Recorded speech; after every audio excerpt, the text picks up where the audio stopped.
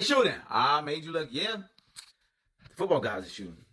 And I guess he's gunning for Dillon Gabriel. So as you can see, Dillon Gabriel finally got to perform as he played against the Philadelphia Eagles in the second preseason game for the Cleveland Browns.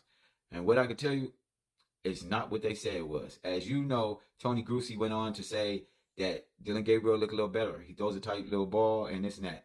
The ball got a good spin. Spin don't mean shit. If pick sixes is going down. Hey, I don't give a fuck if it's a duck. If it's a duck and that ball is getting, yes, if it's a duck and the ball is more accurate than that pick six, that's a spiral spinning ball and it was pretty looking going into the defender's hands and he's running it back. It looked pretty going into his hands. Yes, that's what Tony Grucey is saying, that he throws a nice tight spiral and even though he's throwing it into the defender's hand, it looks pretty. You can't make this up as this Dillon Gabriel failed. He failed. He threw a pick six. He knows that's the worst one you can throw. It's one thing to throw an interception, but to throw a pick six, nigga, they just doubled down. Yes, the pick six, and then the pick six is you get the interception, and then that touchdown, that's called the icing on the cake. And yes, the icing on the cake just made Dillon Gabriel's equity go down. As you know, of course, the Cleveland Browns knew that if Dillon Gabriel went into this game and did not outperform or even perform as good as Shedeur Sanders, that of course the culture is going to come after them.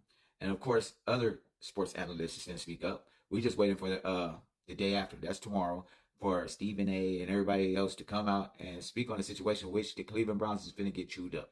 Now, did Hassel have something to do with Dillon Gabriel's being picked?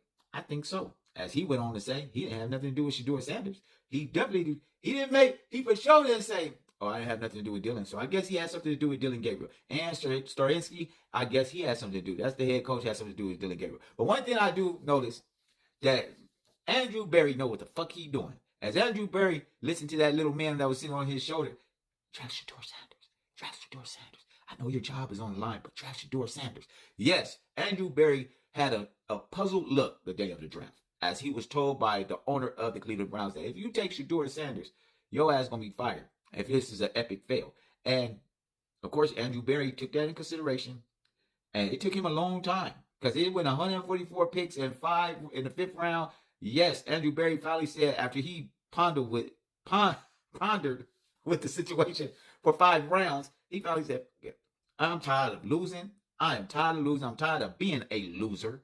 And I'm going to go out here and on a limb. I might lose my job anyway just because we steady keep losing. So I might be, they might be cleaning house next year. So anyway, what did Andrew Berry have to lose? So Andrew Berry took a risk and went and got Shedeur Sanders. And what I can tell you, him and Shedeur finally had words on the sideline. You could see that Shedeur was, when Andrew Berry